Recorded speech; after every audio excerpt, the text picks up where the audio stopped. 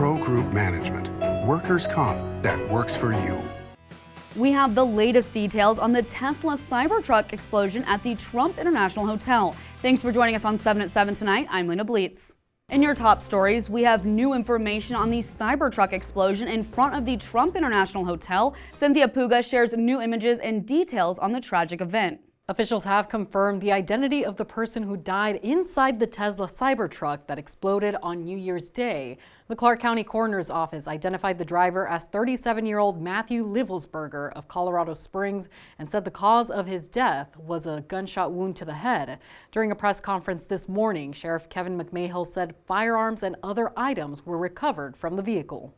A military identification. We also found a passport, number of fireworks, an iPhone, and a smartwatch, and then several credit cards. An FBI official said they are looking into foreign and even domestic leads in the case. We have to focus on what we know and what we don't know. We know we have a bombing, absolutely, and it's a bombing that certainly has factors that raise concern. McMahill said authorities were able to track Livelsberger's movement from Colorado, where the Cybertruck was rented, to Las Vegas. The Army says Livelsberger was on leave from the Special Operations Command at the time of his death. If you're thinking about suicide or are worried about a friend or loved one, help is available 24/7 by calling or texting the Lifeline network at 988. Live chat is available at 988lifeline.org. Additionally, the crisis text line is a free national service available 24/7. Text HOME to 741-741. We'll keep you updated as we continue to receive new information. You can stay up to date on lvrj.com or here on 7 at 7. Guests can now return to their rooms at the Trump International one day after being evacuated in response to the Cybertruck explosion. This morning, the hotel, the lobby's restaurant, and valet service were all open and guests were able to check in.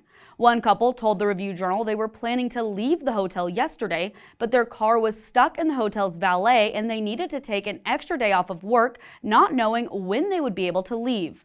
Another couple said they heard reports on the news while in their hotel room that the building was being evacuated. The man identified as the driver of the Cybertruck explosion outside the Trump International was registered to vote with the No Labels Party, according to the El Paso County, Colorado Clerk's Office. Matthew Livelsberger registered with the No Labels Party beginning in 2020 and voted in the last election, according to the clerk's office. No Labels is a political organization co-founded in 2010 by former Senator Joe Lieberman and has been recognized in Colorado as a minor political party since 2023. In weather, sponsored by Star Nursery, your garden's partner for every bloomin' thing. Tonight we're cooling down to the mid-40s, reaching 44 degrees by 2 a.m. Then a partly cloudy Friday and Saturday, a high of 64 and low of 47 tomorrow. And this weekend, highs in the low to mid-60s and lows in the low 40s. On Sunday, we should see the sunshine return and stick around for clear skies next week, starting out with highs in the low 60s and warming up to the mid-60s by the back half of the week, with lows in the low 40s all week long. Year 2 of the Dia de Reyes celebration is set for this weekend at the Clark County Government Center on Saturday from 10 to 1. The biblical celebration marks the moment 3 wise men arrived to meet Jesus after following a star to Bethlehem. There will be hot chocolate and the ceremonial cake will be provided to all guests. Those who find the prize in the cake will receive a toy provided by sponsor United Nissan. Entry is free. Last year's event saw a large crowd, so make sure to give yourself extra time if you're headed that way. In business, brought to you by G-Bank, your best banking experience ever. A downtown hotel casino is celebrating its 50th anniversary. Boyd Gaming opened the California on New Year's Day of 1975. The hotel wasn't an immediate success, but it became a favorite travel spot for Hawaiians and is one of the reasons for Las Vegas' reputation as the 9th island.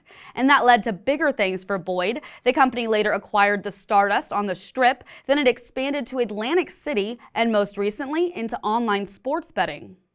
Now for a sports update brought to you by PT's Taverns. With over 65 locations, there's a PT's near you. Visit ptstaverns.com. The Golden Knights heading into the new year, riding a hot December. Vegas heading into January with 53 points. Good enough for second in the NHL, just 2 points behind the Winnipeg Jets. January is going to see a packed docket of hockey for Vegas, though 15 games in the month total. 2 big games are scheduled for January. First on the 12th for Marc-Andre Fleury's final game at the T-Mobile Arena with the Minnesota Wild, and on January 14th, just a couple of days later, for Jonathan Marchessault's first game against Vegas and signing with Nashville as a free agent. In Health, brought to you by Centerwell Senior Primary Care. Discover primary care focused on you. If you haven't gotten your flu shot yet, is it too late? Health experts say everyone should get a flu shot as soon as it becomes available before flu season. But they also say that if you haven't gotten a flu shot in at least 6 months, it's worth getting one now because the vaccine only offers protection for about 6 months. Experts say it takes about 3 weeks for your flu shot to reach maximum protection, so sooner is better. You can schedule an appointment at SouthernNevadaHealthDistrict.org. Vegas Nation brought to you by Station Casinos, STN Sports. Download the app today.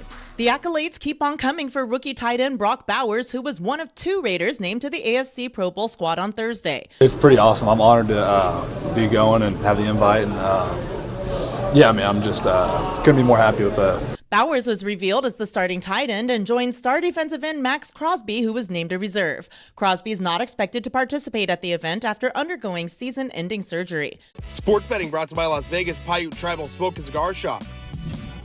The Lions are 3-point home favorites over the Vikings in the NFL regular season finale on Sunday Night Football, and the total is 56 points. The winner of that game claims the NFC's #1 playoff seed. There's an NFL doubleheader on Saturday. The Ravens are 18.5-point favorites over the Browns in the opener, and the total for that game is 41.5. The Bengals are favored by 1 over the Pittsburgh Steelers in the nightcap, and the total for that game is 48 points. And on Sunday, the Los Angeles Chargers are 4.5-point road favorites over the Raiders at Allegiant Stadium. In your lifestyle news, dozens of families rang in the new year 12 hours early at the Discovery Children's Museum.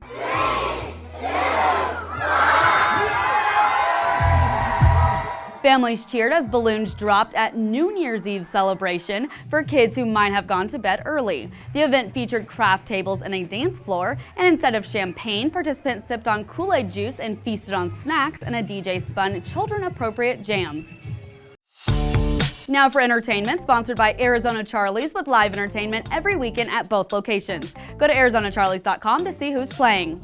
Jubilee comes back to life in The Last Showgirl.